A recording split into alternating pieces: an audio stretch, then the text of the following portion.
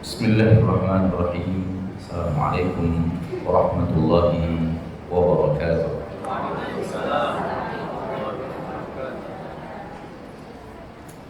Innal hamdalillah nahmaduhu wa nasta'inuhu wa nastaghfiruh wa na'udzu billahi min shururi anfusina wa min sayyiati a'malina. Man yahdihillahu fala mudilla lahu wa man yudlil fala hadiya lahu. Asyhadu an la ilaha illallah wahdahu la syarika lahu wa asyhadu anna Muhammadan abduhu wa rasuluh sallallahu alaihi wa ala alihi wa ashabihi wa man tabi'ahum bi ihsanin ila yaumiddin wa sallama tasliman katsira. Ya ayyuhalladzina amanu taqullaha haqqa tuqatih wa la tamutunna illa wa antum muslimun.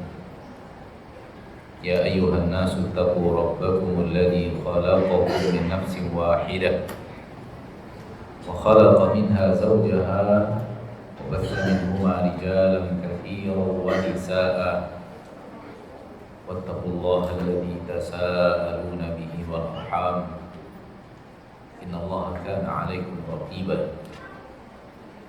يا أيها الذين آمنوا اتقوا الله وقولوا قولا سديدا يصلح لكم أعمالكم ويغفر لكم ذنوبكم ومن يطع الله ورسوله فقد فاز فوزا عظيما. أما بعد فإن أصدق الحديث كتاب الله وخير الهدي هدي محمد صلى الله عليه وسلم وشر الأمور محدثاتها فإن كل محدثة بدعة وكل بدعة ضلالة وكل ضلالة في النار. معاشر المسلمين معاشر المسلمات الحاضرين والحاضرات المشاهدين والمشاهدات, para pemirsa dimanapun Anda berada, rahimani wa rahimakumullah. Mari kita bersyukur kepada Allah Tabaraka wa Ta'ala Rabbul Izzati wal Jalalah atas segala limpahan rahmat dan nikmat yang Allah Tabaraka wa Ta'ala curahkan kepada kita. Sungguh Allah Rabb yang maha pengasih lagi maha penyayang, benar-benar mencurahkan rahmat dan nikmat yang sangat teramat banyak kepada kita setiap harinya. Allah berfirman, wa in ta'uddu ni'matallahi la tuhsuha. Apabila kalian menghitung nikmat-nikmat Allah, niscaya kalian tidak akan sanggup untuk menghitung nikmat itu. Menandakan alangkah banyaknya curahan rahmat dan nikmat yang Allah Tabaraka wa Ta'ala berikan kepada kita.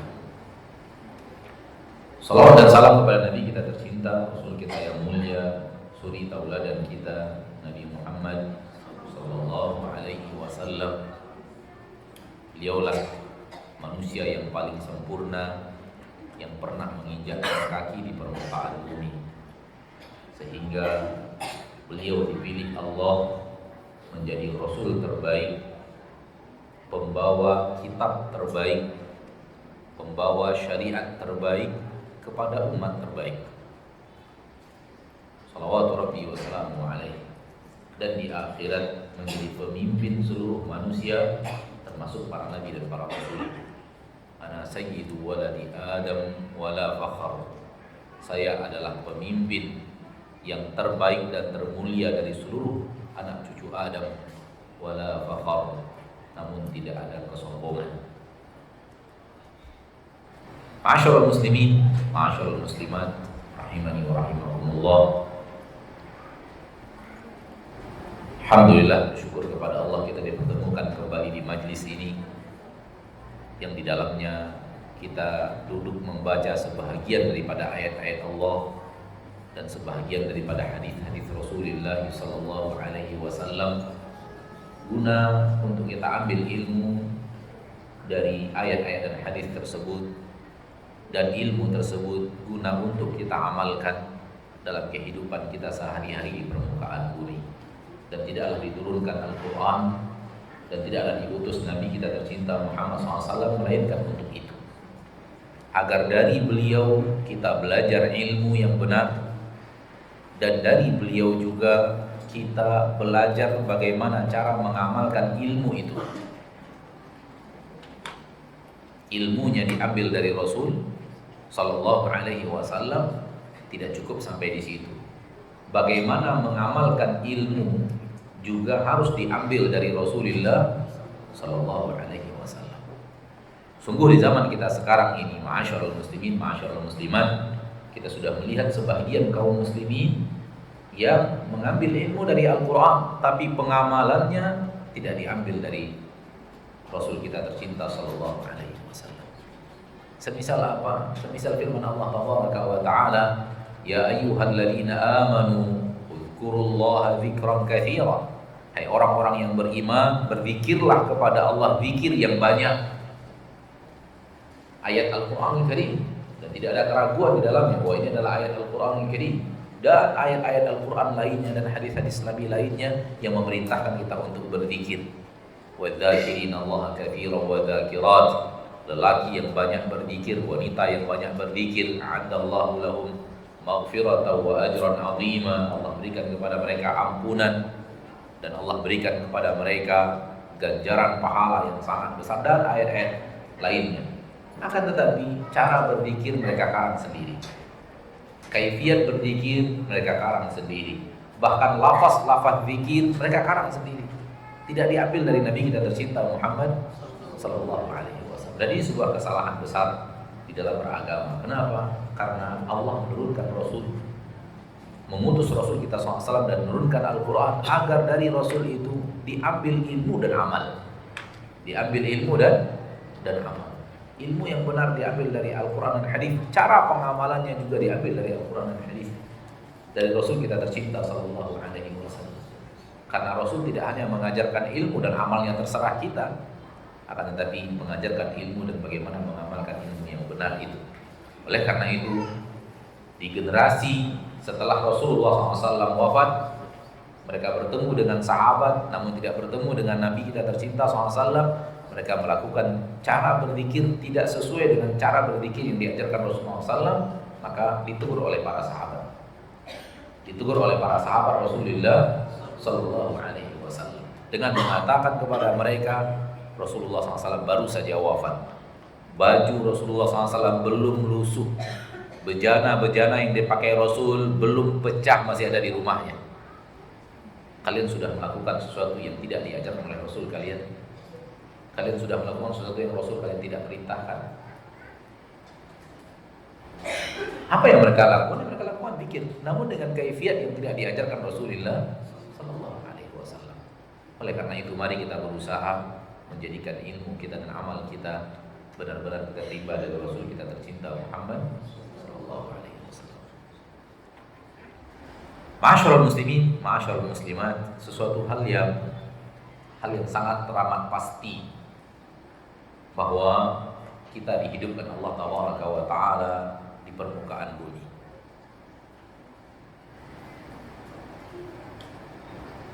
Hal yang harus kita sangat ingat bahwa bumi ini negeri ujian.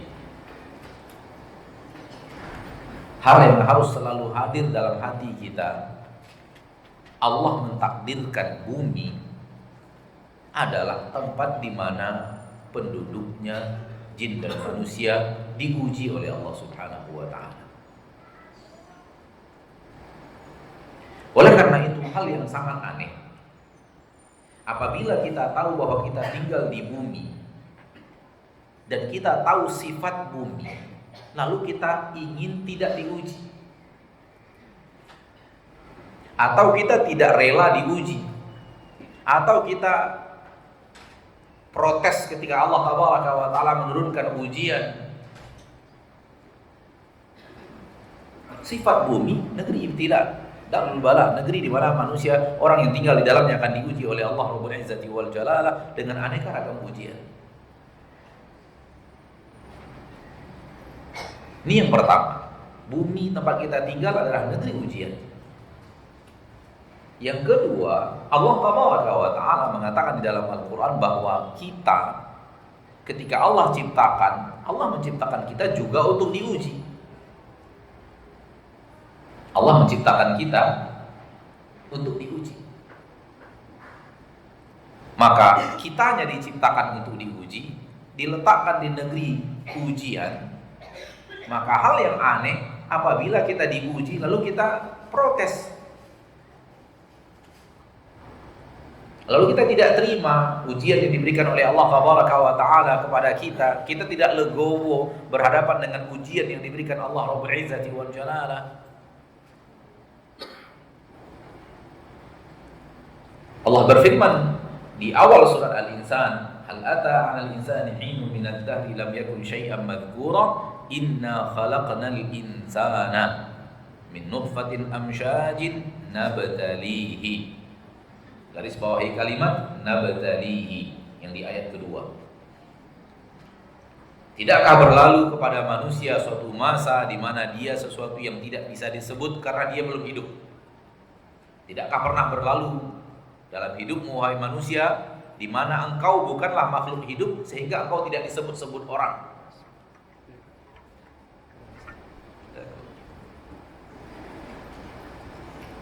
Inna khalaqnal insana min nutfatin amsyaj. Sesungguhnya kami ciptakan manusia dari air yang bercampur. Nabtalihi. Kami ingin menguji manusia itu.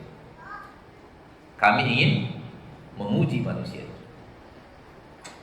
Lihat, Allah mengatakan di dalam ayat ini, Allah ciptakan kita untuk diuji.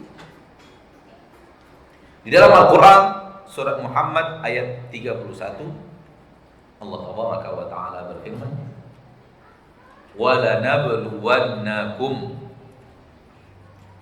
حَتَّى نَعْلَمَ الْمُجَاهِدِينَ مِنْكُمْ وَالصَّابِرِينَ. Sungguh kami benar-benar akan menguji kalian sampai kami ketahui siapa yang bersungguh-sungguh daripada kalian dan siapa yang bersabar.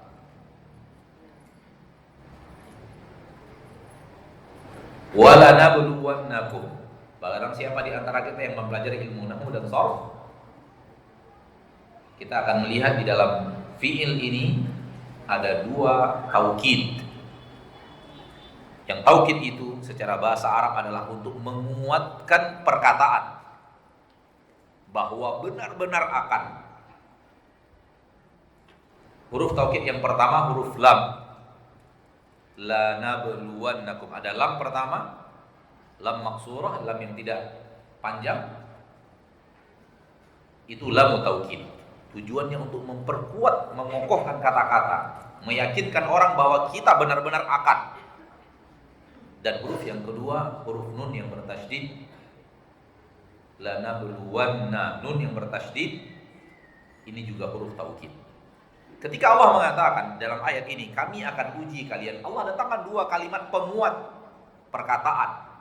Sehingga kalau kita terjemahkan secara harfiah, terjemahannya adalah dan benar-benar kami akan uji sebenar-benar uji kalian. Ya, benar-benar, kalimat benar-benar pertama adalah terjemahan dari lam, lanabluwannakum. Lam yang pertama benar-benar penekanan. Nablu kami akan uji. Nun yang bertasydid penekanan lagi. Benar-benar kami akan uji, benar-benar uji kalian. Ini adalah makna ayat. Karena memang Allah Taala Rabbul Izzati wal Jalalah menciptakan kita untuk diuji, dan Allah Taala menciptakan dunia ini untuk negeri ujian. Saudaraku, saudariku kaum muslimin dan muslimat rahimani wa rahimakumullah. Satu pertanyaan yang hendaknya kita selalu hadirkan, yaitu ayah kita Adam alaihissalam Allah turunkan ke permukaan bumi untuk diberikan sebagai hadiah atau negeri hukuman. Negeri. Nabi Adam alaihissalam Allah turunkan ke bumi bukan untuk memuliakan Nabi Adam. Justru karena Nabi Adam melakukan kesalahan, diberikan hukuman dengan diturunkan ke permukaan bumi. Maka dunia ini memiliki beratnya hukuman. Kenapa? Karena itulah negeri yang Allah Taala turunkan Nabi Adam ke atasnya dari surga karena untuk diberikan hukuman akibat kesalahan.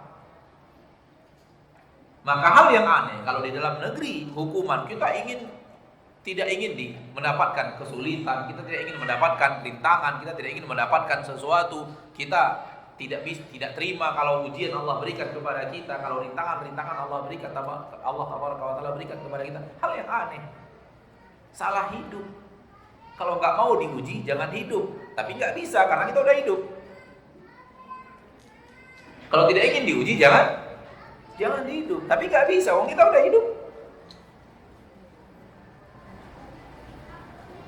Bagi kita yang lahir tahun 1960, saya yakin dan percaya pada tahun 1950 dia tidak diuji. Yakin saya. Betul tidak? Dari tahun 1950 tahun 1955, 57, 59 dia nggak diuji oleh Allah. Kenapa? Nggak ada.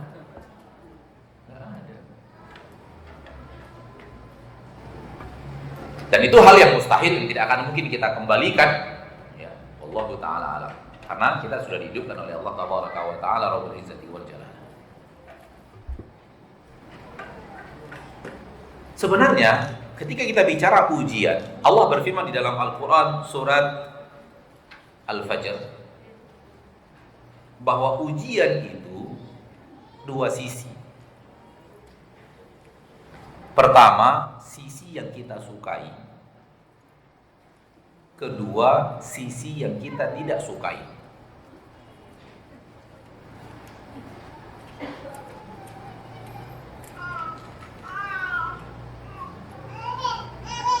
Di dalam surah Al-Fajr ayat 15 dan 16 Allah Taala berfirman, "Fa'ammal insanu idza mabtalahu rabbuhu fa'akramahu wa na'amahu fayaqulu rabbi akraman wa amma idza mabtalahu faqadara 'alaihi rizqahu fayaqulu rabbi ahanan." Adapun manusia apabila Rabbnya mengujinya, idza mabtalahu rabbuhu, apabila Rabbnya mengujinya, garis bawahi kalimat ini, Allah mengujinya yang ada pada ayat yang keberapa? Yang ke-15. Apabila Rabbnya mengujinya, apa bentuk ujiannya? Fa'akramahu, Allah berikan kepadanya kemuliaan, Allah muliakan dia. Wa na'amahu, Allah curahkan kepadanya nikmat-nikmat. Lihat bahwa kemuliaan di permukaan bumi, kedudukan di tengah manusia, jabatan dan semacamnya, nikmat-nikmat yang Allah berikan kepadanya, ingat, ujian.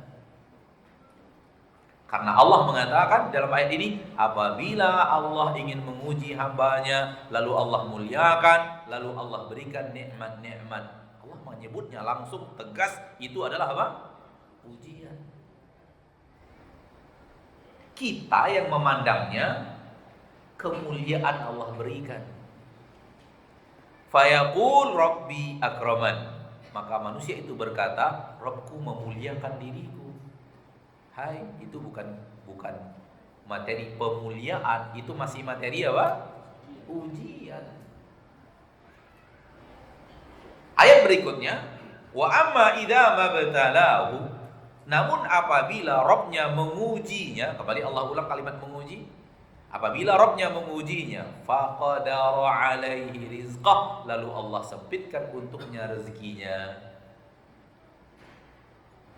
Nah, kalau ini memang sama kita dengan pandangan kita dengan apa yang ada dalam Al-Quran. Ini menurut kita adalah ujian.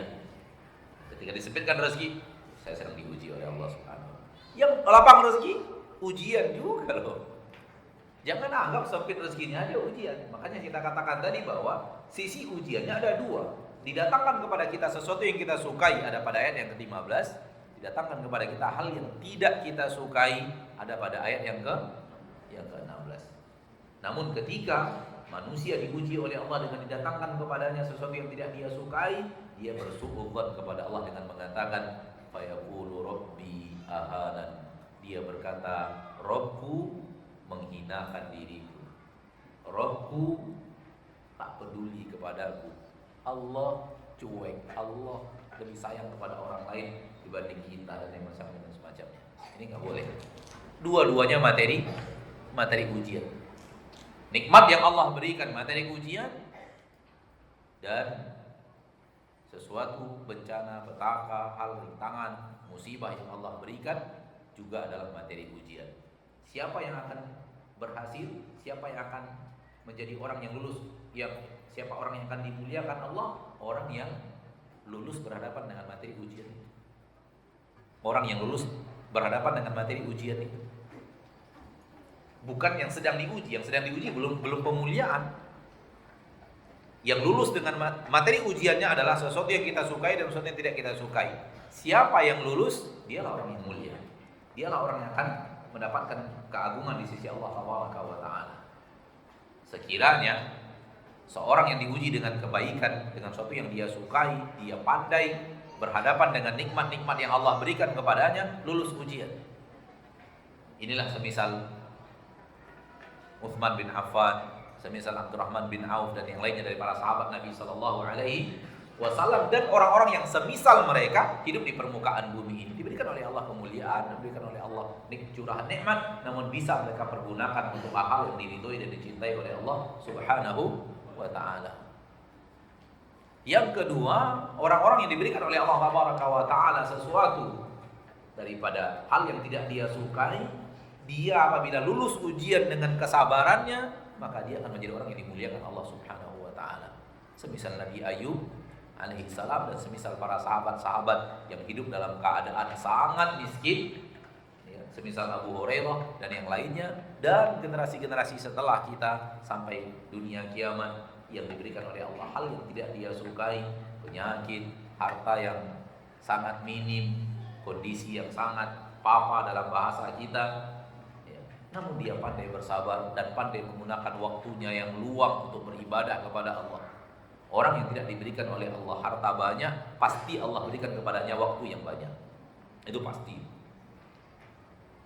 Kenapa? Karena orang yang diberikan oleh Allah harta banyak, dia sibuk dengan waktunya, sibuk untuk ngurus harta itu. Sementara orang yang tidak diberikan oleh Allah harta banyak, waktunya banyak sekali untuk beribadah kepada Allah Rabbul Izzati wal Jalal. Itu pasti.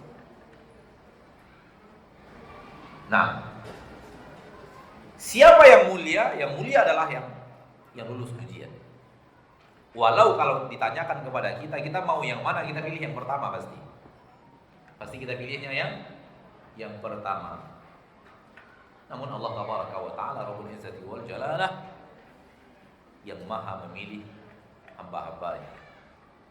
Allah maha tahu siapa kita. Allah maha tahu kemampuan kita. Allah maha tahu kedudukan kita dan keimanan kita. Dan Allah Tabaraka wa Ta'ala akan berikan kepada kita sesuatu yang cocok dengan diri kita.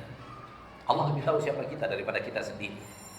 Wallahu ya'lam wa antum la ta'lamun. Ma'asyiral muslimin, ma'asyiral muslimat.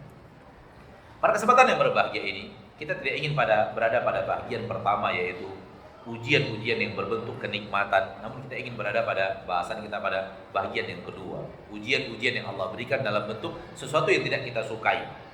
Sesuatu yang tidak kita sukai. Petaka, bencana, sesuatu yang membuat kita sedih, sesuatu yang membuat kita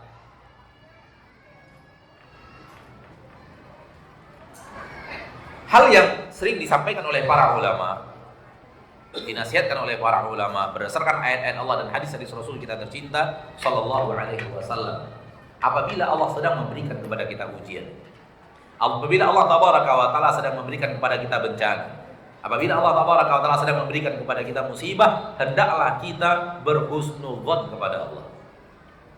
Hendaklah kita berhusnudzon kepada Allah.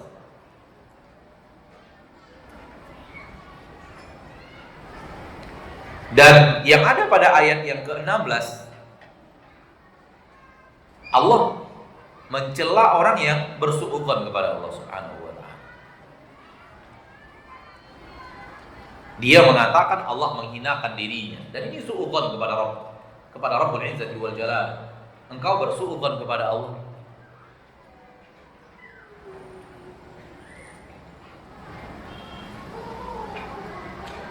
Ketika Allah Tabaraka wa Ta'ala memuji hambanya, Rasulnya Ayub alaihissalam, ketika Allah Tabaraka wa Ta'ala memuji hambanya, memuji Nabi Ayub alaihissalam, Allah memuji Nabi Ayub disebabkan apa? Disebabkan musibah yang Allah berikan kepada Nabi Ayub, yang Nabi Ayub pandai berhadapan dengan musibah itu. Itu pujian Allah kepada Nabi Ayub. Jadi ketika Allah memberikan petaka kepada Nabi Ayub, ketika Allah memberikan bencana atau musibah kepada Nabi Ayub, justru musibah Allah berikan kepada beliau, setelah itu Allah muliakan beliau semulia-mulianya. Maka saudaraku, saudariku, bercerminlah kepada para nabi dan para rasul, karena mereka adalah kaum yang Allah Tabaraka wa Ta'ala sampaikan kepada kita kisah-kisah mereka untuk kita jadikan teladan. Berhusnudzon bahwa Allah Tabaraka wa Ta'ala Rabbul Izzati wal Jalalah ketika memberikan kepada kita musibah untuk memuliakan kita dengan musibah itu, untuk memuliakan kita dengan musibah tersebut. Karena kemuliaan di sisi Allah tidak hanya didapatkan dari kenikmatan, tapi kemuliaan di sisi Allah juga bisa didapatkan dari sisi penderitaan. Sejauh mana seorang hamba pandai memposisikan hatinya, bagaimana seorang hamba pandai bermuamalah dengan hatinya kepada Rabbnya Tabaraka wa Ta'ala Rabbul Izzati wal Jalalah. Mu'adz bin Jabal, sahabat Nabi yang mulia,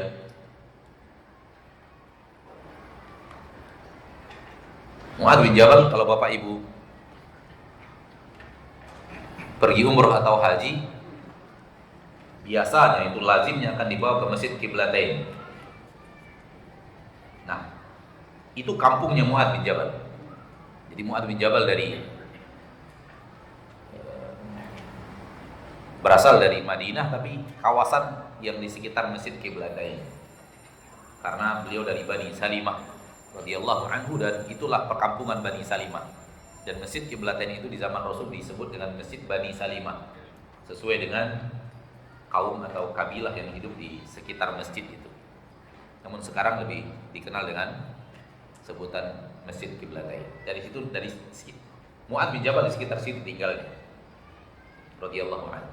Dan Mu'adz bin Jabal terkenal dengan mujabud da'wah, orang yang dikabulkan oleh Allah Tabaraka wa Ta'ala doanya, dan beliau berumur panjang.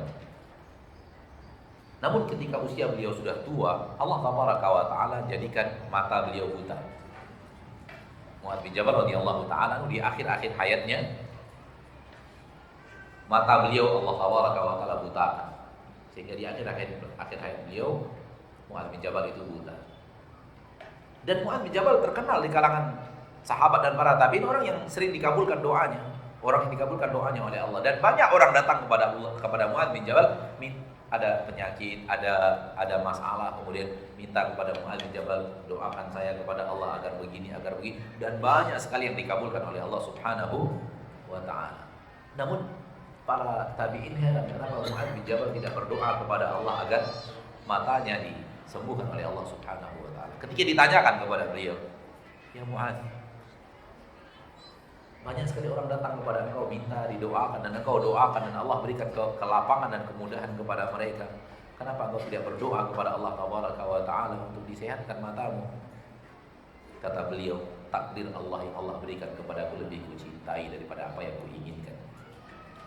Takdir Allah yang Allah berikan kepadaku lebih aku cintai daripada apa yang aku inginkan. Pilihan Allah untuk diriku lebih aku cintai daripada apa yang kuinginkan untuk diriku sendiri. Itu diriwayatkan dalam biografi Mu'adz bin Jabal radhiyallahu ta'ala. Di sini di sini kita bisa mengambil pelajaran bahwa seorang hamba yang mengelola hatinya berhadapan dengan musibah beda-beda. Dan inilah kalangan para sahabat. Ketika Anda ingin begini, itu pilihanmu untuk dirimu. Ketika Allah Tabaraka wa Ta'ala menginginkan Anda seperti ini pilihan Allah untuk dirimu. Pilihan siapakah yang terbaik?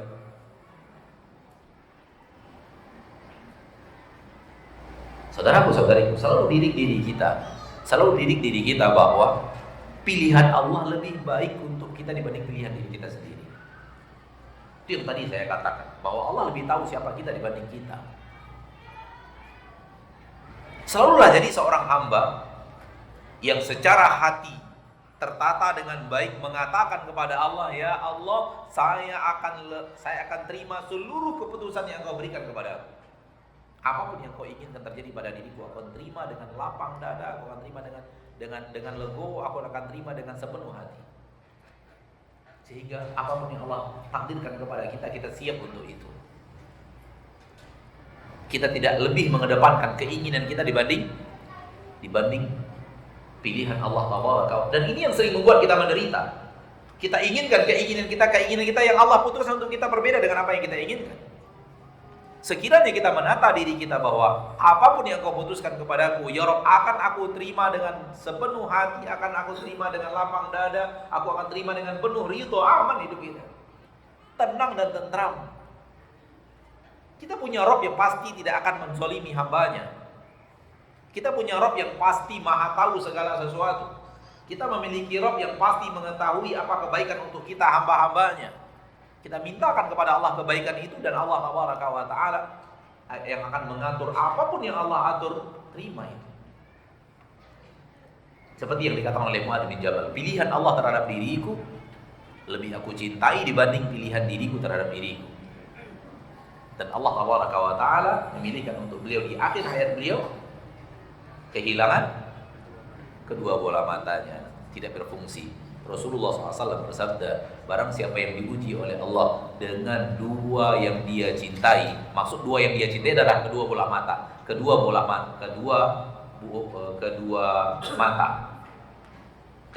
mata, itu yang habibatai, dua hal yang dia cintai. Barang siapa yang diberikan oleh Allah Taala ujian dengan diambil dua yang dia cintai, dan maksud hadis ini adalah kedua mata, lalu dia sabar, maka untuknya surga. Barang siapa dari seorang muslim yang diuji oleh Allah Tabaraka wa Ta'ala Rabbul Izzati wal Jalal dengan kedua bola matanya dibutakan oleh Allah Tabaraka wa Ta'ala, namun dia bersabar dengan itu, jaminan dari Nabi kita tercinta SAW, Allah Tabaraka wa Ta'ala akan berikan kepadanya surga, dalam hadis yang sahih.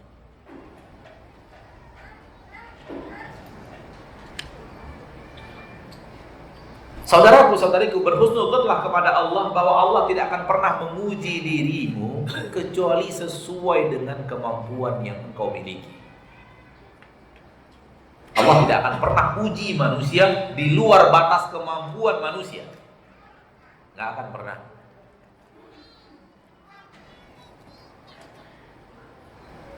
Allah tahu siapa kita. Dan Allah tidak akan pernah menzolimi kita. Manakala kita diberikan oleh Allah ujian jauh lebih hebat daripada kemampuan kita, terjadi penzoliman. Sementara Allah adalah yang maha adil. Berapa ayat di dalam Al-Quran kita temukan Allah mengatakan, wala yazlimu rabbuka ahada. Rabbmu tidak pernah menzolimi siapapun. Wa ma rabbuka bidzallamin lil 'abid. Rabbmu tidak pernah menzolimi hamba-hambanya. Hanya manusia yang merasa dizolimi Allah. Realita nyata, ilmu yang hak, Allah tidak pernah menzalimi siapapun. Namun manusia dengan suudzonnya kepada Allah Taala, ia mengira bahwa Allah memberikan kepadanya ujian lebih berat daripada yang seharusnya dia terima. Dan ini datangnya dari iblis laknatullahi alaih. Allah berfirman di dalam ayat Al-Quran yang Masya Allah, ayat yang sangat masyhur, hampir seluruh umat Islam menghafalnya. Allah berfirman, la yukallifullahu nafsan illa wus'aha. Dan saya selalu mengatakan begini, ayat-ayat yang kita lihat manusia, hampir semua manusia hafal, itu berarti dalamnya ada sesuatu yang luar biasa yang ingin Allah sampaikan kepada kita. Sehingga Allah jadikan manusia hafal.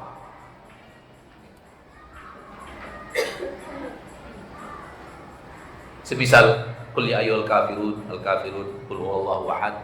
Ada pesan-pesan besar dari Allah Taala di dalam ayat tersebut sehingga Allah hafalkan kepada mayoritas manusia atau kepada seluruh umat Islam.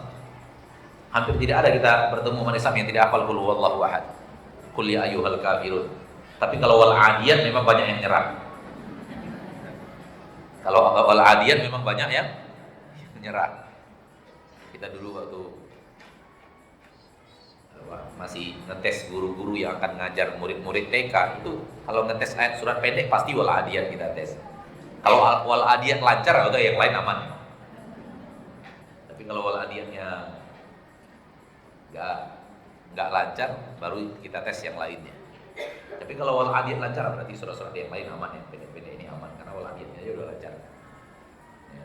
Tapi kalau juz di atasnya itu biasanya al-jin. Itu yang paling sulit. Juz di atasnya biasanya tolak. Itu yang paling sulit. Kalau tolaknya lancar berarti yang lain aman. Salah satu ayat yang Allah jadikan mayoritas manusia menghafalnya adalah ayat itu. Akhir daripada surah Al-Baqarah, la yukallifullahu nafsan illa wus'aha ma kasabat 'alaiha ma kasabat. Kita ulang-ulang terus. Di pagi hari kita ulang ayat ini, di sore hari kita ulang ayat ini. Apa maknanya? Untuk kita sadari bahwa Allah Taala ketika akan menguji kita di permukaan bumi dengan ujian-ujian yang tidak kita sukai, tidak akan di luar batas kemampuan kita. Pasti masih di dalam koridor kemampuan seorang hamba. Tak akan Allah uji. Lebih daripada kemampuan kita. Karena itu adalah bentuk penzaliman dan Allah telah mengharamkan penzaliman untuk dirinya. Maka berhusnudzonlah wahai saudaraku, wahai saudariku, kaum muslimin dan muslimat, ketika Allah Taala memberikan ujian kepada kita. Walau ada berat, pasti yang namanya ujian, yang namanya musibah, pasti berat itu pasti ada, namun pasti bisa dilalui. Bercerminlah kepada masa lalu. Untuk mengetahui ini, bercerminlah kepada masa lalu. Maksud saya bercermin kepada masa lalu, maksud Anda bercermin kepada masa lalu. Dulu kita pernah mendapatkan ujian yang kita merasa bahwa terlalu berat ujian itu saya alami. Lewat nggak? Keluar nggak kita dari ujian itu? Kenapa sekarang ketika kita diuji oleh Allah dengan sesuatu, kita kembali lagi kepada sifat, kenapa Allah uji saya dengan ujian yang sangat berat ini yang saya rasa saya tidak sanggup untuk mengalaminya. Dulu sudah pernah dalam kehidupan kita sebelum ini hal yang sama terjadi. Kenapa tidak bercermin kepada masa lalu itu? Itu buktinya. Dulu sangat berat, ternyata masalah itu berlalu. Karena Allah Taala menjadikan sunnatullah di permukaan bumi, kesulitan-kesulitan yang Allah berikan itu pasti lewat. Pasti berganti dengan kemudahan. Juga di dalam ayat yang sangat masyhur yang banyak mayoritas kita menghafalnya, fa inna ma'al usri yusra, inna ma'al usri, sesungguhnya bersama kesulitan akan ada kemudahan. Kesulitan tidak akan bertahan selama-lamanya, sebagaimana kemudahan pun tidak akan bertahan selama-lamanya.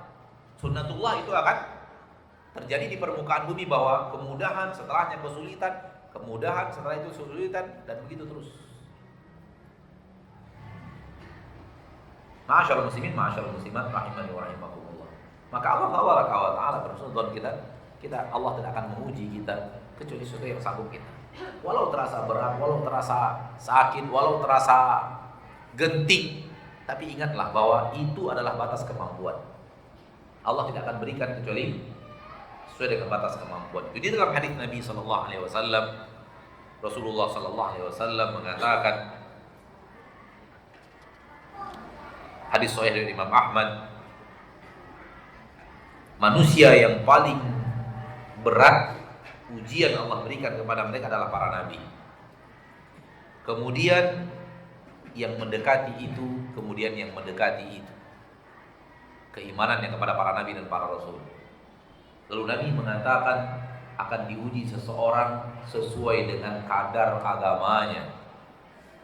Apabila di agamanya ada kekuatan, maka Allah akan berikan ujian yang berat kepadanya. Namun kalau di dalam agamanya tidak kuat, Allah berikan sesuai dengan kadar agamanya itu. Lihat di dalam ayat hadis yang mulia ini, Allah Taala Maha menghitung, dan Allah Maha menghitung kadar agama kita. Di dalamnya jelas Rasulullah SAW mengatakan Allah menakar, dan ujian yang Allah berikan sesuai dengan takaran. Innallaha sari'ul hisab. Allah Maha mudah, Maha cepat menghitungnya. Wa kana Allahu ala kulli syai'in hasiba. Dan Allah Maha menghitung segala sesuatu, Maha menakar segala sesuatu. Sehingga takaran takwa kita, takaran iman kita, Allah Maha tahu. Sementara kita pun tidak tahu bagaimana takaran itu sendiri. Dan Allah memberikan ujian kepada seseorang sesuai dengan takaran imannya. Yang paling kuat imannya, paling berat dapatkan ujian, yaitu para nabi dan para rasul.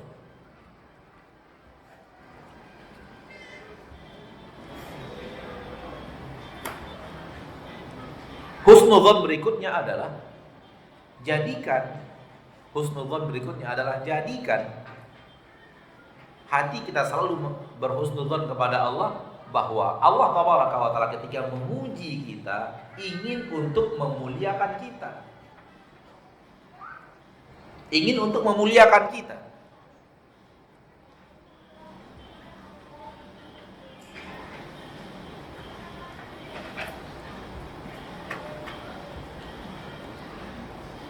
Karena Allah Tabaraka wa Ta'ala meletakkan aneka ragam kemuliaan di balik musibah yang Allah berikan.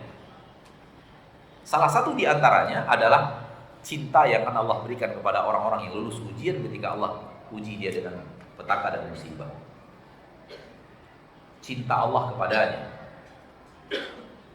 Allah berfirman dalam Al-Quran, surah Al-Baqarah 155, وَلَنَبْلُوَنَّكُمْ بِشَيْءٍ مِّنَ الْخَوْفِ وَالْجُوعِ وَنَقْصٍ مِّنَ الْأَمْوَالِ وَالْأَنفُسِ وَالثَّمَرَاتِ. Akhir ayat, وَبَشِّرِ الصَّابِرِينَ.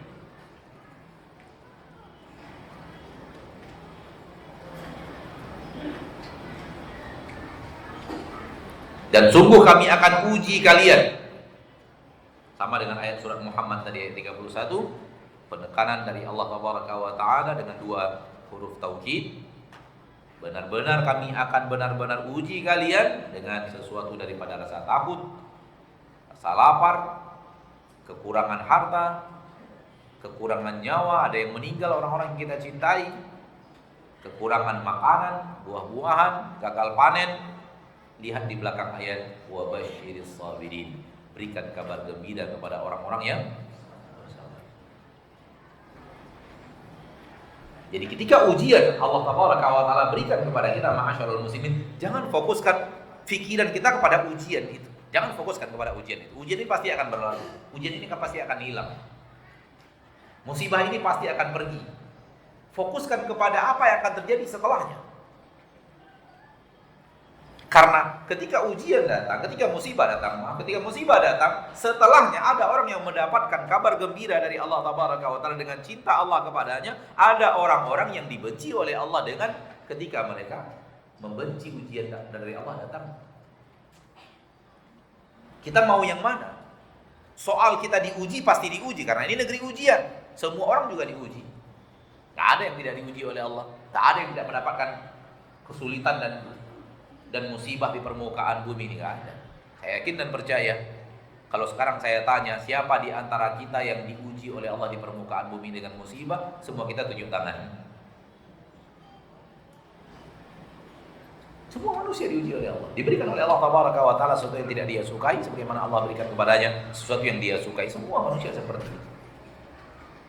Ada hal yang Allah berikan kepadanya yang dia sukai, ada hal yang Allah berikan kepadanya yang tidak dia sukai. Terkadang begini, terkadang begitu, berganti-ganti. Ya, Imam Syafi'i mengatakan, la husnun 'alaika yadumu wa la surur wa la husnun 'alaika wa la raqa. Tidak akan ada kesedihan selalu menimpamu, dan tidak akan ada selamanya kebahagiaan datang kepadamu. Selama hidup sedih aja itu nggak ada. Selama hidup senang saja itu nggak ada. Wala usrun 'alaika wala raha. Tidak juga selamanya kepadamu adalah kesulitan dan tidak juga akan selamanya kepadamu adalah kemudahan. Karena hidup itu Allah jadikan berganti-ganti.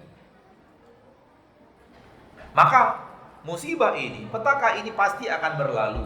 Namun permasalahan yang harus kita perhatikan adalah saya akan jadi apa setelah ini? Saya akan dapatkan apa dari Allah setelah ini? Karena ketika musibah datang, ketika bencana datang, setelahnya ada orang dapat kabar gembira. Wa basyiris sabirin. Itu artinya ada orang yang tidak dapat kabar gembira apabila dia tidak sabar. Maka tanyakan kepada hati kita ingin dicintai Allah tabaraka wa taala atau tidak? Kalau ingin dicintai Allah tabaraka wa taala, wajib sabar terhadap apa yang Allah berikan. Wajib menerima keputusan Allah, tidak protes kepada takdir Allah. Soal menangis, soal bersedih tidak ada masalah. Allah membolehkan kita bersedih ketika ditimpa musibah. Allah mengizinkan kita menangis ketika ditimpa musibah. Namun hati tidak boleh protes kepada Allah. Tidak boleh menyalahkan Allah dengan ketentuannya. Rasulullah SAW bersabda, Innal qalba yahzan. Sesungguhnya hati bersedih. Wa innal aina tadma'. Sesungguhnya mata mengeluarkan air mata. Wala naqulu illa ma yurdi rabbana. Namun kita tidak akan mengucapkan kata-kata kecuali yang akan membuat ridho Rabb kita. Manusia ketika ditimpa musibah sedih, nggak ada masalah. Nangis, nggak ada masalah. Karena itu bukanlah dosa. Kecuali kalau tangis itu berlebihan sehingga teriak-teriak histeris sampai menyakiti badan, memukul-mukul badan, mencabik-cabik pakaian, menjambak-jambak rambut dan semacamnya, maka ini adalah dosa. Dosa bukan sedihnya itu, tapi dosa dilakukan karena sedih. Sama dengan marah, masyaallah muslimin, masyaallah muslimat.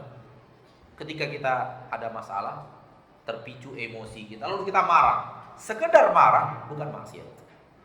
Bukan maksiat. Namun kalau kita berbuat dosa karena marah, dosanya itu dihitung dosa disebabkan marah. Karena kita marah lalu kita mencaci maki, mengeluarkan kata-kata yang tidak baik, memukul seseorang, atau yang lebih daripada sekedar memukul seseorang, menzolimi orang lain dengan tangan kita, dengan kaki kita, dengan alat yang ada pada kita, maka itu yang dihitung dosa. Sekedar marah itu gak dosa. Kenapa? Marah itu adalah fitrah. Nah, jadi ketika Allah tabaraka wa taala berikan musibah, ingat, kalau Allah berikan musibah kepada kita, setelah berhadapan dengan musibah ini, manusia terbagi dua. Manusia yang Allah cintai, manusia yang Allah benci. Kita mau yang mana?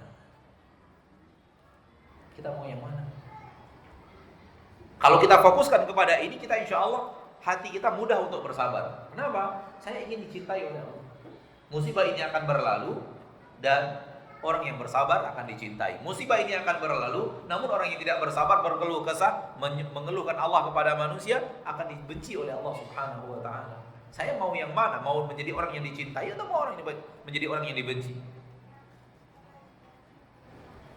Maka kalau hati kita ingin menjadi orang yang dicintai oleh Allah Subhanahu wa taala, maka jawabannya ada dalam ayat ini, harus bersabar dengan apa yang Allah berikan.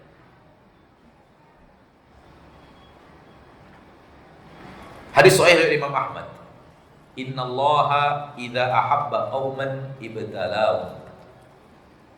Sesungguhnya Allah kalau sudah mencintai suatu kaum, sesungguhnya Allah kalau sudah mencintai seseorang, Allah akan uji mereka. Sesungguhnya Allah kalau mencintai seseorang, mencintai suatu kaum, Allah berikan ujian kepada mereka. Subhanallah. Mari kita berubah sudut pandang kita terhadap bencana dan ujian yang Allah berikan kepada kita.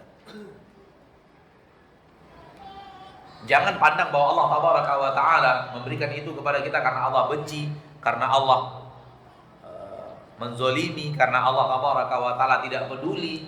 Namun pandang bahwa karena Allah sayanglah maka Allah uji.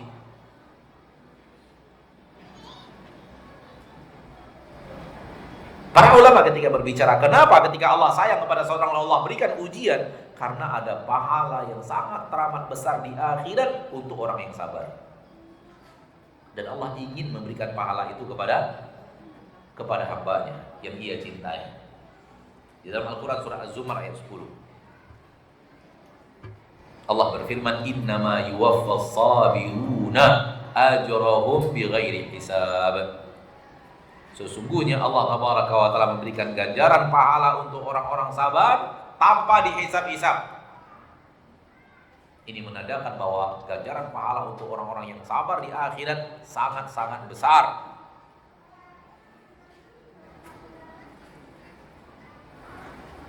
Allah ingin memuliakan kita untuk mendapatkan kebaikan besar di akhirat, maka Allah berikan ujian di permukaan bumi yang dengannya kita bersabar di akhirat akan mendapatkan pahala yang besar dari Allah Rabbul Izzati wal Jalal. Karena Allah tabaraka wa taala melakukan sesuatu, memberikan sesuatu itu pakai sebab dan musabab. Pakai sebab. Ketika seorang dimuliakan ada sebabnya kenapa dia dimuliakan. Ketika orang akan diberikan ganjaran pahala yang besar ada sebabnya kenapa dia diberikan ganjaran yang sangat besar. Ada sesuatu yang Allah tabaraka wa taala jadikan sebab untuk mendapatkan kemuliaan-kemuliaan itu. Dan kemuliaan dapat pahala besar di akhirat yang tidak dihitung-hitung oleh Allah tabaraka wa taala, tidak ditakar-takar oleh Allah tabaraka wa taala, menandakan saking banyaknya untuk orang yang bersabar adalah apabila seorang hamba Allah berikan sabar kepadanya, Allah berikan ujian kepadanya di dunia dan dia bersabar untuk itu.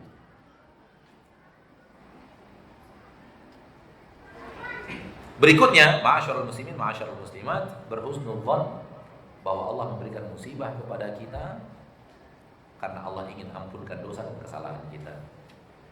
Karena Allah ingin ampunkan dosa dan kesalahan kita.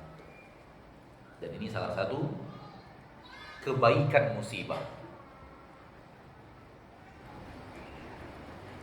Kebaikan salah satu apa? Kebaikan musibah.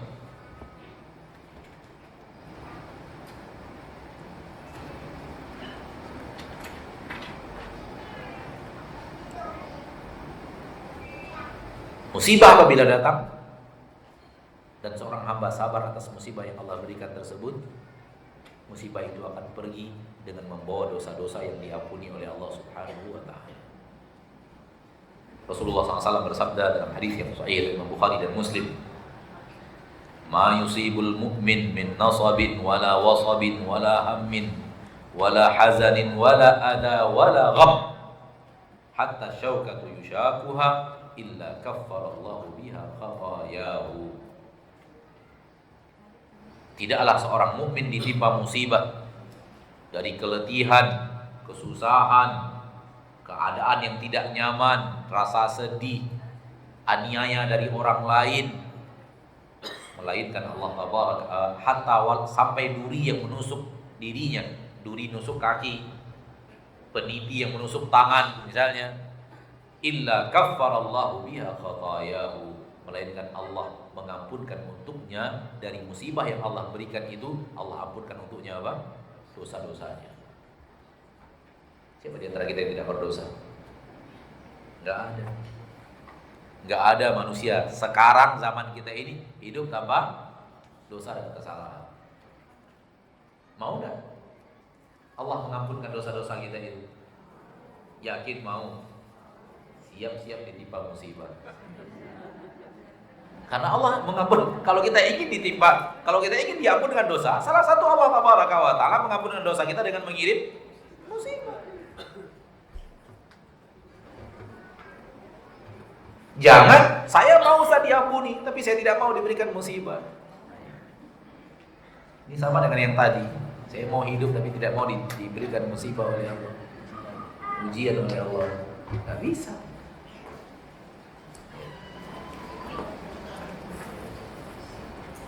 Apapun, petaka apapun, bencana apapun, kesedihan apapun, keadaan yang membuat kita resah dan gelisah yang Allah timpakan kepada kita dalam kehidupan kita ini, semua yang tidak nyaman itu adalah sesuatu yang akan menggugurkan dosa dan kesalahan.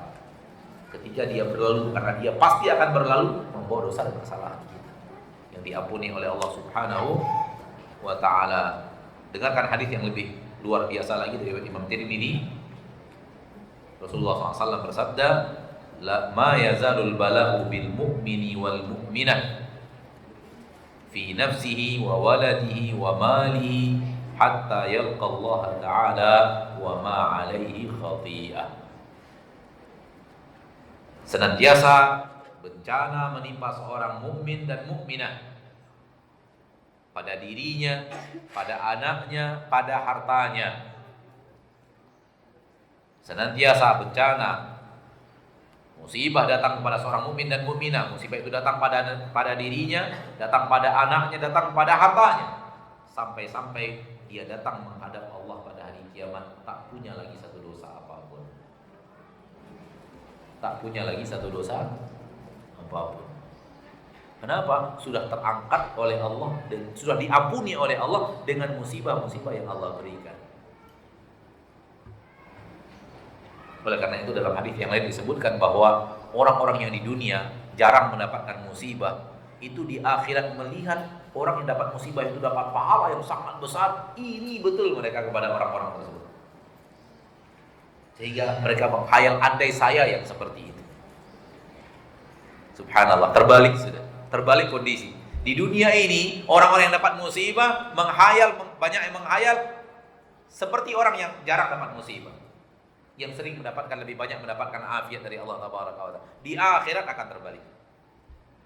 Di akhirat terbalik. Justru orang-orang yang sering mendapatkan kelapangan, sering mendapatkan sesuatu yang tidak bencana, tidak mendapatkan musibah, menghayal mendapatkan pahala orang-orang yang ditimpakan oleh Allah banyak kepada mereka bencana di permukaan ini, mereka bersabar untuk itu.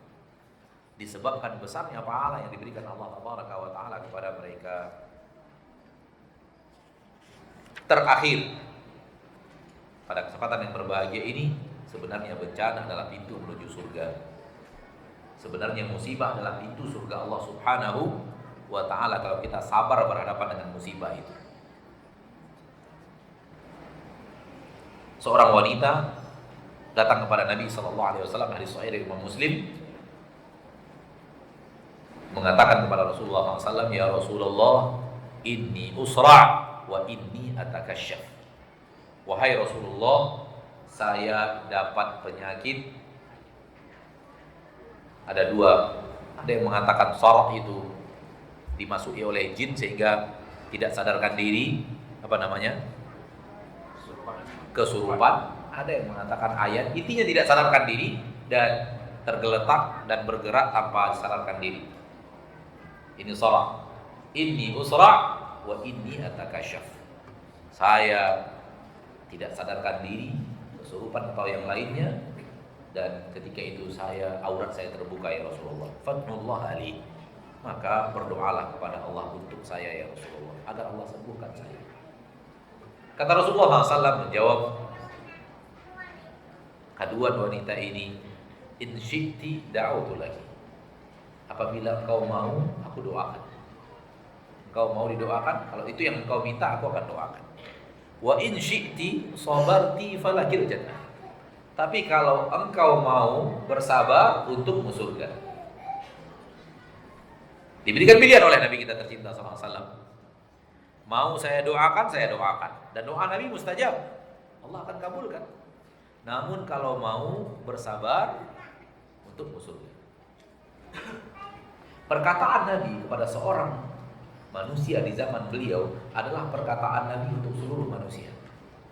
Karena Nabi tidak diutus untuk seorang manusia, namun diutus untuk seluruh manusia. Walau kejadiannya untuk satu orang, tapi hukum yang keluar dari lisan Rasul kita tercinta, hukum untuk seluruh manusia. Nabi diutus untuk seluruh manusia, bukan untuk wanita ini saja. Radhiyallahu anha wa ardhaha. Maka apapun kalimat yang keluar dari Nabi itu sifatnya umum, kecuali ada pengecualian khusus untuk orang tersebut, itu lain lagi. Tapi kalau tidak berarti umum, kalimatnya umum, maka ini berlaku untuk seluruh manusia. Maka salah satu pintu untuk sampai ke surga Allah Tabaraka wa Ta'ala, sabar atas ujian yang diberikan oleh Allah Tabaraka wa Ta'ala. Kata wanita itu, idzan asbir, Kalau itu pilihan yang diberikan kepada saya ya Rasulullah, saya memilih apa? Bersabar. Akan tetapi ya Rasulullah, doakan kepada Allah agar saya tidak terbuka auratnya kalau saya lagi tidak sadarkan diri. Fada'alaha, maka Nabi mendoakan untuk wanita itu agar tidak terbuka auratnya di saat sedang tidak sadarkan diri. Subhanallah, malu wanita itu nampak auratnya ketika dia sedang tidak sadarkan diri. Betapa banyaknya wanita tidak sadarkan diri sekarang ini. Betapa banyaknya wanita yang sekarang ini tidak sadarkan diri. Auratnya terbuka di saat tidak sadar diri. Subhanallah. Bahkan dijadikan aurat itu sebagai sarana untuk mendapatkan kenikmatan dunia, harta dunia, naudzubillah min dzalik. Maka kepada ibu kaum muslimin dan muslimat, ini yang bisa kita sampaikan pada kesempatan yang berbahagia ini. Ya, dan semoga Allah Taala memberikan kepada kita husnul dzan kepada Allah di saat kita sedang ditimpa musibah, dan diberikan oleh Allah Taala kepada kita rasa syukur terhadap apa-apa yang Allah Taala berikan kepada kita dari hal yang kita sukai. Waktu yang tersisa kita gunakan untuk menjawab beberapa pertanyaan yang Allah mudahkan kita untuk menjawabnya. Wallahu taala a'lam bissawab.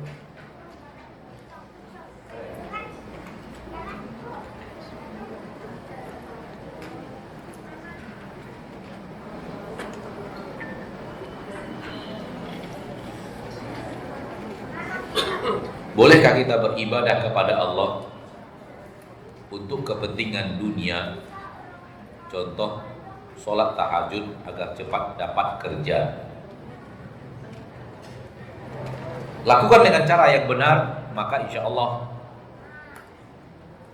dia sesuatu yang boleh. Yaitu, lakukan ibadah dan jadikan ibadah itu wasilah untuk berdoa.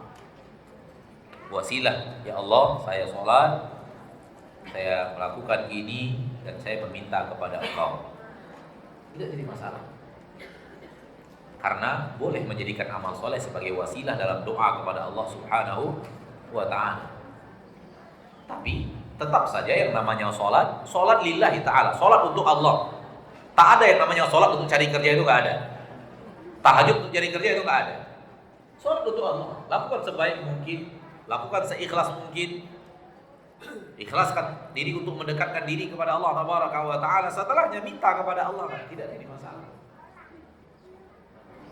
Namun kalau diajarkan kita sholat untuk cari kerja, sholat untuk dapat mobil, sholawat untuk dapat ini misalnya, yang masyhur sekarang di selawatin.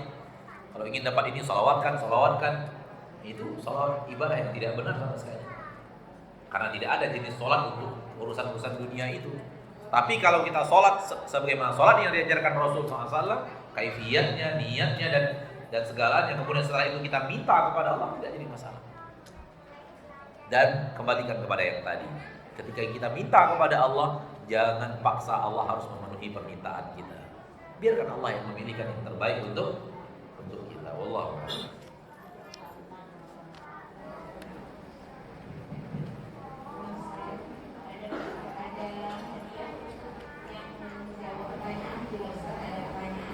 Tidak ada. Saya tidak punya manhaj. Ada panitia manajer. Saya tidak ada, silakan aja panitia. Nah, saya tidak punya metode itu. Suatu musibah atau bencana di suatu tempat apakah merupakan ujian atau adab dari Allah Subhanahu wa Ta'ala? Ini sering sekali ditanyakan kepada kita. Semacam gempa di negeri kita ini, semacam tsunami di negeri kita ini, atau yang lainnya. Apakah ini adab? Apakah ini ujian? Apakah ini teguran? Ada 3 kemungkinan. Kemungkinan pertama adab. Kemungkinan kedua teguran. Kita berbuat salah ditegur oleh Allah dengan beraneka ragam perkara yang kita tidak sukai. Karena Allah Taala memberikan musibah kepada kita disebabkan dosa. Ada kemungkinan ujian. Ujian ini maksudnya bukan karena dosa kita, tapi karena Allah memang ingin menguji kita agar naik kelas. Banyak orang bertanya, Ustaz, bagaimana cara mengetahui bahwa petaka yang turun ini adab, teguran, atau ujian? Bisa membedakan ketiga-tiganya. Satu, adab. Allah benci, Allah murka, Allah turunkan adab. Karena Allah marah. Karena Allah murka. Yang kedua, karena Allah ingin menegur agar apa itu kembali ke jalan yang benar. Dia punya dosa, bukan Allah marah, tapi Allah ingin menegur, ingin mengingatkan dia. Yang ketiga, ujian. Bukan karena dosa, namun karena Allah ingin memberikan, seperti yang datang pada para nabi dan para rasul. Mustahil adab, mustahil teguran, karena para nabi dan rasul tidak berdosa. Namun kepedihan-kepedihan datang, bencana-bencana datang, hal-hal yang menyakitkan datang, ujian agar ketika sabar naik kepada kelas iman yang lebih tinggi. Nah, bagaimana cara menentukannya? Jawabannya, tak ada cara menentukannya. Yang ada hanyalah kaedahnya seperti itu. Kaedahnya adalah yang kita ketahui dalam agama kita, ketika turun bencana, ada kemungkinan dia adab. Seperti yang turun kepada Fir'aun dan Qarun. Ada kemungkinan dia adalah teguran. Karena kita punya dosa dan kesalahan, Allah tegur. Seperti teguran kepada para sahabat ketika tidak mengikuti perintah Rasul di perang Uhud, diberikan bencana karena melakukan kesalahan. Ditegur oleh Allah Tabaraka wa Ta'ala. Dan ada sedikit kesombongan pada perang Hunain, ditegur oleh Allah Tabaraka wa Ta'ala Rabbul Izzati. Dan itu berlaku kepada muslim dan muslimah lainnya sampai selama-lamanya dia berdosa, Allah berikan kepadanya sesuatu yang tidak dia sukai sebagai teguran atas dosa dan dia kembali kepada Allah Subhanahu wa Ta'ala. Betapa banyaknya orang kembali ke jalan Allah setelah dapat musibah. Kalaulah bukan musibah itu datang, Allah alam apakah dia bertobat atau tidak. Ada yang dipenjara lalu dapat hidayah di penjara, ada yang begini, ada yang begitu. Kita menamakannya teguran dari Allah atas dosa dan kesalahan kita. Hasil akhirnya dia kembali kepada Allah Subhanahu wa Ta'ala. Ini teguran yang kedua. Yang ketiga, ujian saja. Tidak karena Allah murka, tidak juga karena dosa dan maksiat. Dan ini yang diterima para nabi dan para rasul. Karena para nabi dan rasul nggak mustahil Allah murka dan marah, dan para nabi dan rasul mustahil juga diberikan kepada mereka karena dosa dan kesalahan mereka. Masyaallah muslimin, masyaallah. Kita tahu teorinya. Namun untuk mengatakan yang datang sekarang adalah adab, dalilnya dari mana? Yang datang sekarang adalah teguran, tahunya dari mana? Yang datang sekarang adalah ujian, tahunya dari mana? Kalau yang datang kepada Fir'aun dan Qarun, Allah menyebut itu adalah adab. Kalau yang datang kepada para nabi dan para rasul, Allah yang menyebut, Allah mencintai mereka lalu Allah uji mereka.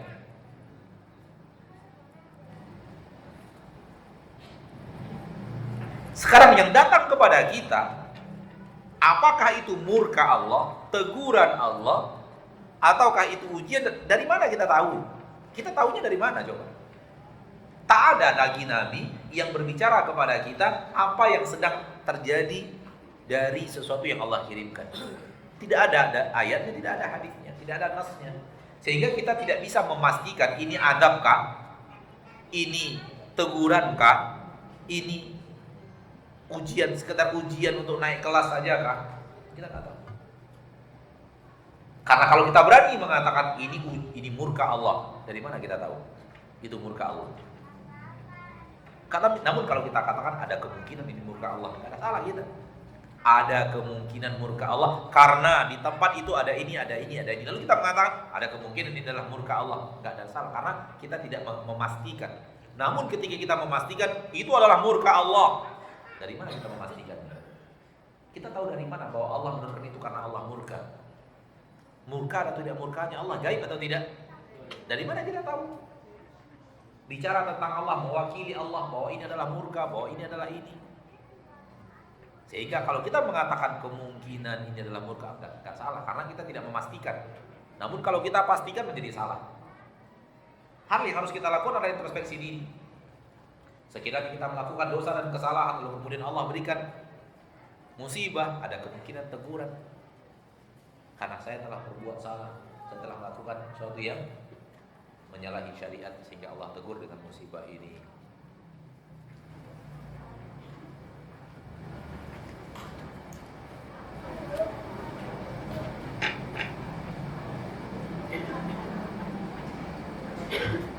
Adakah doa yang bisa kita ucapkan saat menerima ujian? Ada sebuah doa dari Nabi SAW dari Ummu Salamah yang bunyinya, Allahumma ajurni fi musibati wa akhluf li khairan minha. Allahumma ajurni fi musibati wa akhluf li khairan minha. Ya Allah, berikan kepadaku pahala pada musibahku ini dan berikan kepadaku gantinya yang lebih baik. Berikan kepadaku pahala pada musibahku ini dan berikan kepadaku gantinya yang lebih baik. Ini adalah doa maksud dari Nabi kita tercinta SAW. Doa ketika ditimpa musibah. Ya Allah, berikan saya pahala. Allahumma jurni fi musibati wa akhluf li khairan minha, dan berikan saya ganti yang lebih baik daripada musibah ini. Kata Ummu Salamah, ketika suami saya Abu Salamah meninggal dunia, saya ucapkan doa ini. Namun di hati kecil saya berkata, adakah lelaki yang lebih baik daripada Abu Salamah untuk menjadi suami saya? Ternyata Allah kabulkan. Yang datang meminang setelah itu adalah Nabi Muhammad sallallahu alaihi wasallam.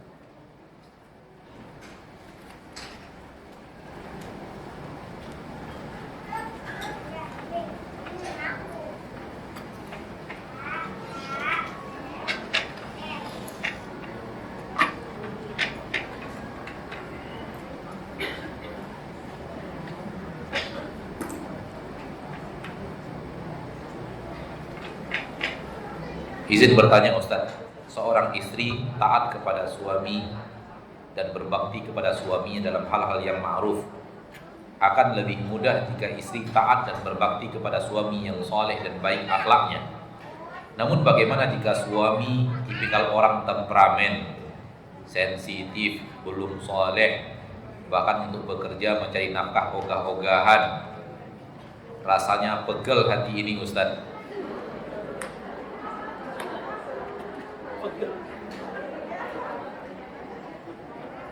Istri sudah menasihati pelan-pelan, namun qadar Allah belum berubah. Mohon nasihatnya Ustaz.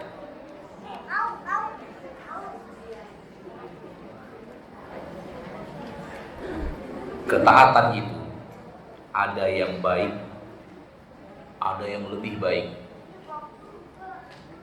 Ketaatan itu terbagi dua. Ada yang biasa, ada yang luar biasa.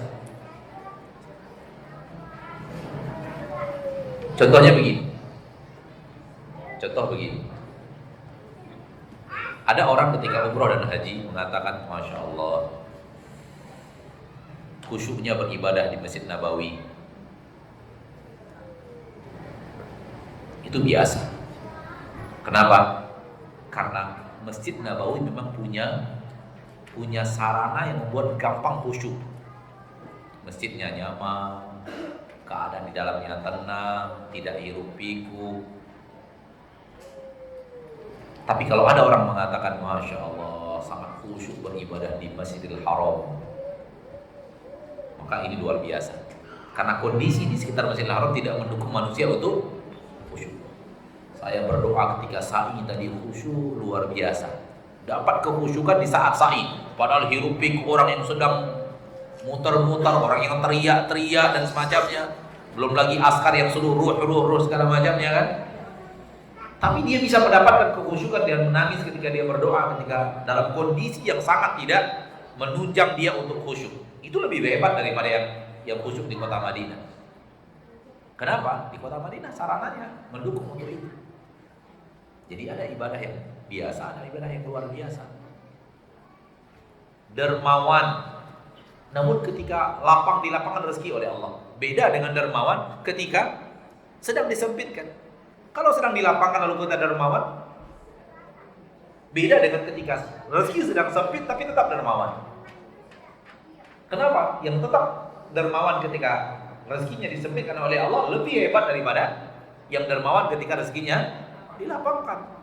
Jadi, di jawaban saya, ibu mau jadi wanita biasa atau luar biasa? Hah?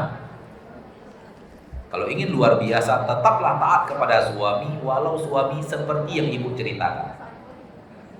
Karena kalau suaminya orang baik, suaminya luar biasa penyayang, suaminya orang yang melakukan seluruh kewajibannya, suaminya tidak pernah menyakiti hati istrinya dan semacamnya, kemudian istrinya patuh dan taat, itu ibadah yang biasa-biasa aja. Tapi kalau suami ibu seperti yang ibu ceritakan, namun ibu tetap patuh dan taat dalam hal yang tidak maksiat, ibu istri yang luar biasa. Mau yang biasa atau luar biasa di akhirat? Saya mau yang luar biasa Ustaz, tapi jangan kayak gitu, kan susah. Maunya luar biasa, tapi tidak mau diberikan yang suami baik, istri balas baik, biasa kan? Suami jahat, tapi istri tetap baik, luar biasa. Oleh karena itu kenapa Allah puji istri Fir'aun? Kenapa Allah jadikan istri Fir'aun teladan bagi wanita-wanita lainnya di dalam Al-Quran? Wa daraballahu mathalan lilladzina amanu imra'ata Fir'aun. Allah jadikan permisalan untuk orang-orang yang beriman istri Fir'aun, karena begitu bejatnya si Fir'aun kepada istrinya, dan istrinya tetap menjadi orang saleh, wanita salihah yang tetap menjaga aturan-aturan Allah, termasuk kepada suaminya sendiri Fir'aun. Itu gak gampang. Dan saya yakin suami Anda yang Anda keluhkan ini belum selevel Fir'aun. Yakin saya itu. Maka peluang untuk taat, patuh kepada suami tetap harus ada.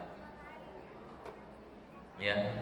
Justru ketika rintangannya berat, kita semakin bisa melakukan syariat, itu lebih baik daripada tidak seperti itu. Nah, doakan kepada Allah juga, nasihati terus doakan. Sampai kapan? Ya minimal sampai kita meninggal. Insyaallah.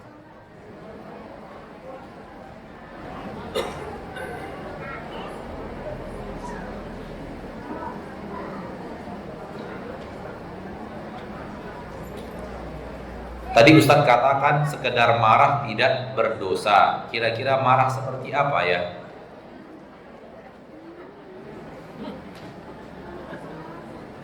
Kita sudah katakan tadi, marah itu adalah fitrah manusia. Ketika ada sesuatu yang memicu emosinya dia marah, fitrah. Tapi jangan mengucapkan kata-kata dosa ketika marah itu. Jangan melakukan aksi-aksi dosa ketika marah itu. Disitulah dosanya. Namun kalau kita tunjukkan kita marah kepada orang, kepada seseorang, tidak ada masalah. Tidak ada masalah. Di tengah-tengah para sahabat juga terjadi. Di depan Rasul ada orang yang marah kepada Abu Bakar. Di depan Rasul. Rasul diam aja. Bahkan Rasul senyum-senyum. Kenapa? Karena sahabat yang marah kepada Abu Bakar tetap kontrol kata-kata. Namun nampak marahnya. Abu Bakar diam aja, nggak menjawab. Rasul senyum-senyum. Ketika sudah terlalu banyak ucapan sahabat ini, Abu Bakar mulai menjawab. Terlihat Rasul tidak suka dan pergi.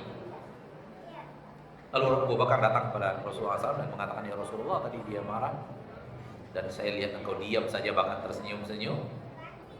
Namun ketika saya mulai berbicara terlihat engkau tidak suka dan engkau pergi. Ada apa ya Rasulullah? Kata Rasulullah SAW, ketika dia tadi marah kepadamu dan engkau diam dan tidak menjawab, ada malaikat yang menjawab. Saya melihat malaikat yang menjawab kata-kata dia.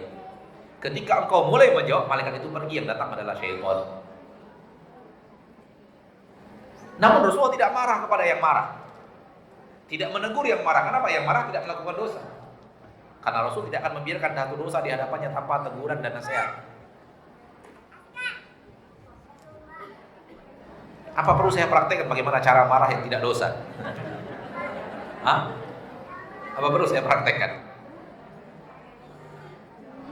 Baik, kita coba praktekkan. Itu cuma teknik marah. Kamu jangan ucapkan lagi ya. Saya nggak suka itu kamu ucapkan. Lain kali jangan gangguan lagi. Marah dah? Nggak ada masalah. Saya tidak suka katakan itu kamu ucapkan kepada saya. Ingat itu baik-baik. Saya nggak suka. Jangan sekali lagi lakukan. Saya marah. Ada nggak kata-kata dosa dan maksiat dalam marah tadi? Nah, itu belum dosa. Orang tahu kita nggak suka, orang tahu kita tersinggung, orang tahu kita marah, tapi kita tidak melakukan dosa dalam aksi itu. Dan kiaskanlah kata-kata yang seperti itu yang tidak merupakan dosa. Tapi kalau tapi ingat, setan gampang sekali dari orang berbuat dosa kalau lagi marah. Kalau kita bisa kontrol diri, maka sekedar marah saja tidaklah dosa.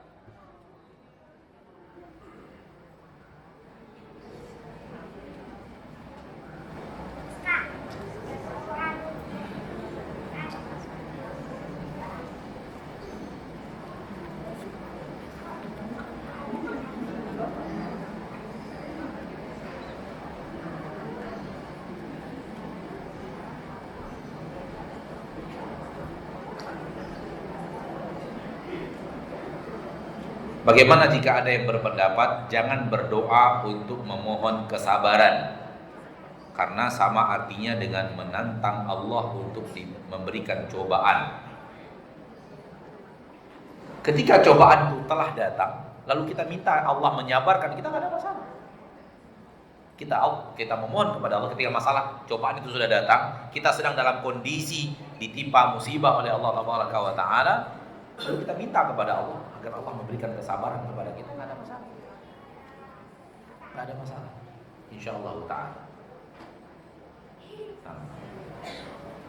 Sama dengan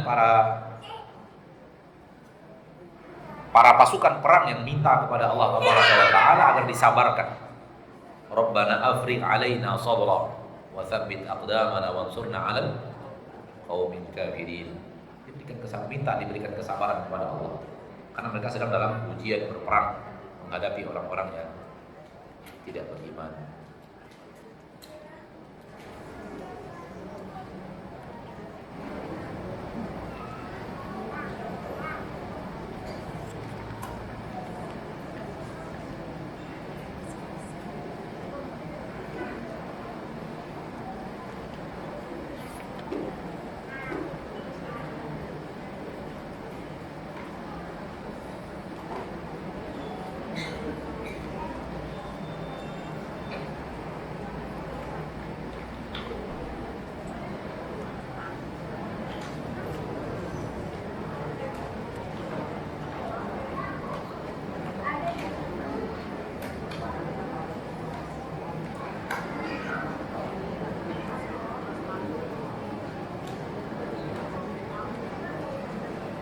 Ujian adalah takdir yang sudah tertulis.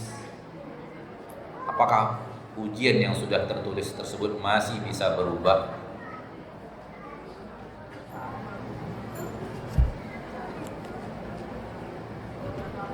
Catatan takdir ada 4. Catatan takdir ada 4.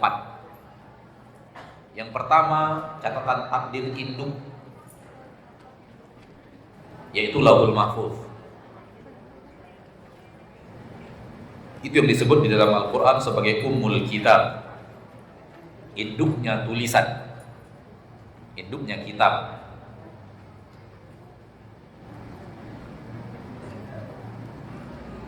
Catatan takdir yang kedua, tahunan.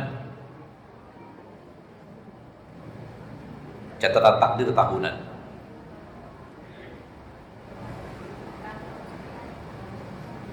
Diturunkan pada setiap malam Lailatul Qadar.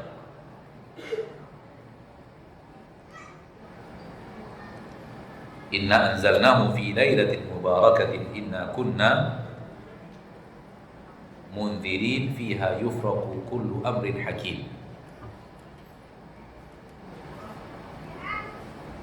Di dalam malam Lailatul Qadar itu diputuskan seluruh perkara yang penuh dengan hikmah. Ini catatan tahunan, takdir tahunan. Catatan yang ketiga, takdir umur, yaitu takdir yang dituliskan di dalam rahim seorang wanita ketika janin berusia 120 hari. Fayursalu ilaihi al-malaku wa yu'maru bi arba'i kalimatin bi katbi rizqihi wa ajalihi wa amalihi wa syaqiyyun aw sa'id. Setiap kita di usia kita ketika di dalam rahim ibu kita 120 hari, itu ada malaikat yang datang meniupkan ruh, lalu menulis catatan takdir apa yang akan terjadi pada diri kita masing-masing sampai akhir hayat. Ini disebut dengan takdir umur. Dan yang keempat, yang terakhir, disebut dengan takdir harian. Ini ada dalam Al-Quran surat Ar-Rahman. Yas'aluhu man fis samawati wal ard kulla yawmin huwa fi sya'an. Seluruh yang ada di langit dan di bumi meminta kepada Allah. Setiap hari Allah itu sibuk dengan perkara-perkara yang sangat banyak, mentakdirkan keputusan-keputusan harian. Jadi ada 4 catatan takdir. Adapun ummul kitab, yaitu Lauhul Mahfuz, tidak ada perubahan apapun di dalamnya. Itu tidak akan ada perubahan sedikit pun. Kata para ulama, 3 catatan berikutnya ada kemungkinan ditambahkan dan dikurangkan. Tetapi ketika terjadi penambahan dan pengurangan, hasil akhirnya tetap seperti yang ada di Lauhul Mahfuz. Tetap seperti yang ada di Lauhul Mahfuz. Wallahu a'lam.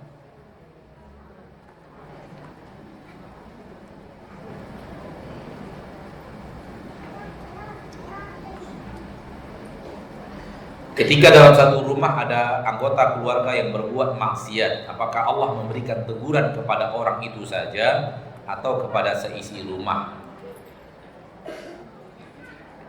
Kalau seseorang berbuat maksiat diam-diam dan anggota keluarga yang lain tidak tahu, maka dosa tanggung masing-masing. Dosa tanggung masing-masing. Kalau seseorang berbuat maksiat di keluarga tersebut terang-terangan dan yang lain tahu namun menegur dan menasihati, dosa tanggung masing-masing. Kalau dia berbuat maksiat terang-terangan diketahui oleh yang lain setuju, maka semua terkena dosa. Semua terkena dosa. Karena setujunya kita maksiat dilakukan dan kita tidak menegur dan kita tidak amar ma'ruf nahi mungkar, maka kita pun terkena dosa yang kita setujui itu. Wallahu ta'ala.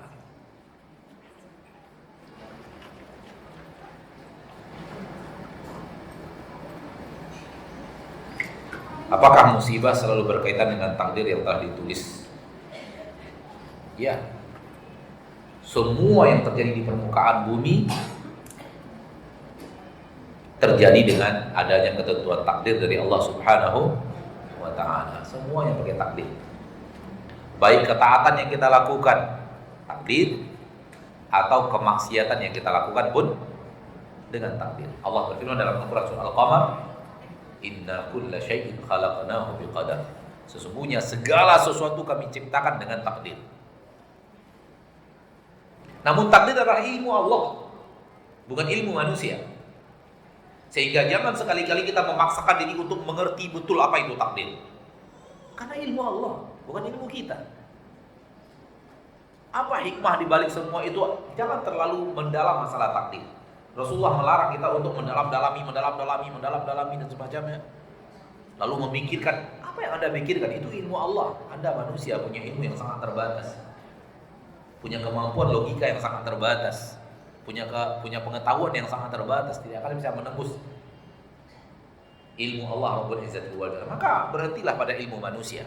Ilmu manusia apa? Yang belum terjadi dia tidak tahu. Kalau sudah terjadi baru dia tahu.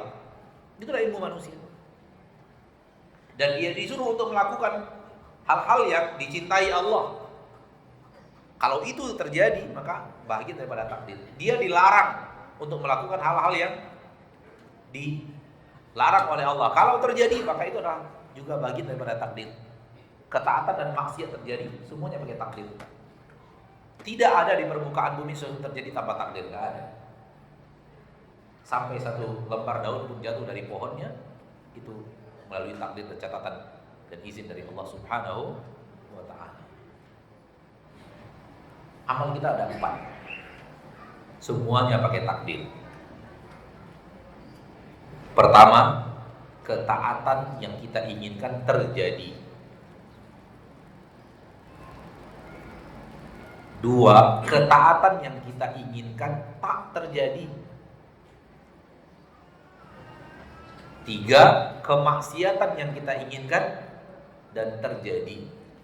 4, kemaksiatan yang kita inginkan dan tidak terjadi. Ada yang kelima? Enggak ada yang kelima. Keempat-empatnya takdir. Karena Allah yang menentukan terjadi atau tidak terjadinya. Kita inginkan ketaatan. Apakah semua yang kita inginkan ketaatan itu terjadi seperti yang kita inginkan? Tidak. Ada yang terjadi, ada yang tidak. Siapa yang menentukan ini terjadi atau ini tidak terjadi? Allah dengan takdir. Apakah seluruh maksiat yang kita niatkan terjadi? Tidak juga. Ada yang terjadi, ada yang tidak. Siapa yang menentukan ini maksiat? Si A ingin berbuat maksiat namun tidak terjadi. Si A ingin berbuat maksiat namun terjadi. Allah yang menentukan dengan takdir. Kenapa Allah tentukan? Sesuai dengan hikmah dan ilmu Allah yang maha luas, kita tidak tahu. Sehingga ketaatan dan maksiat terjadi dengan takdir. Di zaman Umar bin Khattab radhiyallahu taala anhu ada seorang pencuri tertangkap dan setelah diproses ternyata sudah sampai kepada jumlah curian yang harus potong tangan. Akhirnya Umar radhiyallahu anhu memutuskan dalam qadha potong tangannya. Ketika dipotong tangannya, dia mengatakan, "Mahalan ya Umar." Tunggu dulu wahai Amirul Mukminin, wahai Umar bin Khattab. Innama saraqtu biqadarillah. Sesungguhnya aku mencuri karena takdir Allah. Dia berdalil dengan takdir. Saya mencuri kan karena takdir. Kata Umar, benar. Wa innama naqta'u yadaka biqadarillah. Aku akan potong tanganmu juga dengan takdir Allah. Sama saja. Kemudian dengan takdir terjadi itu, terjadi takdir. Saya potong tanganmu nanti tidak terjadi, itu takdir juga. Namun takdir yang kamu lakukan takdir maksiat, takdir yang kamu lakukan maksiat yang terjadi, takdir yang terjadi pada saya ketaatan, yaitu menegakkan hukum Allah. Kalaulah boleh kita berbuat maksiat dengan alasan takdir, enak kali hidup di permukaan bumi. Jadi kita yang menginginkan maksiat, kita yang menginginkan ketaatan, siapa yang menentukan terjadi tidak terjadi? Allah Taala wa ta'ala.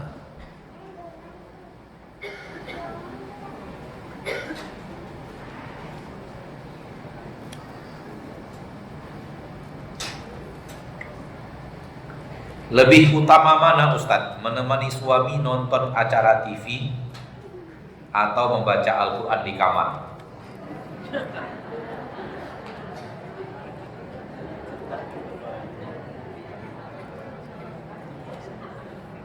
Kalau tontonannya dakwah, bukan sepak bola seperti yang sedang disibukkan manusia di zaman ini sekarang, di waktu-waktu ini, maka tentu lebih afdal membaca Al-Quran. Tapi kalau tontonannya baik dan suami ingin ditemani, wallahu a'lam.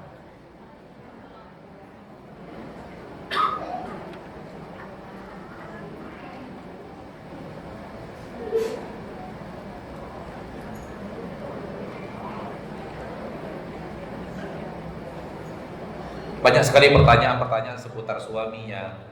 Sudah dinasihati belum berubah, tidak suka pergi kajian dan semacamnya. Saya ingin mengatakan bahwa agama ini agama masing-masing. Pertanggungjawaban di akhirat pun masing-masing. Tugas kita nasihati, dan bukanlah tugas kita merubah suami. Bukan tugas kita merubah suami. Suami berubah tidak berubah, urusan dia dengan Allah. Namun tugas kita adalah menasihati orang yang kita cintai. Wallahu a'lam. Sampai di sini pertemuan kita pada kesempatan yang berbahagia ini. Mohon maaf atas beberapa pertanyaan yang tidak kita jawab pada kesempatan yang berbahagia ini. Semoga Allah Taala menjadikan kita hamba-hambanya yang senantiasa berusaha untuk patuh dan taat kepada Allah dan Rasulnya dalam segala perintah dan larangan. Dan semoga Allah Taala wafatkan kita semua di atas husnul khatimah. Dan semoga Allah Taala kuatkan kaki kita di saat melintas di atas sirat. Amin ya rabbal alamin. Subhanakallahumma wa bihamdika asyhadu an la ilaha illa anta astaghfiruka wa atubu ilaik. Wassalamualaikum warahmatullahi wabarakatuh.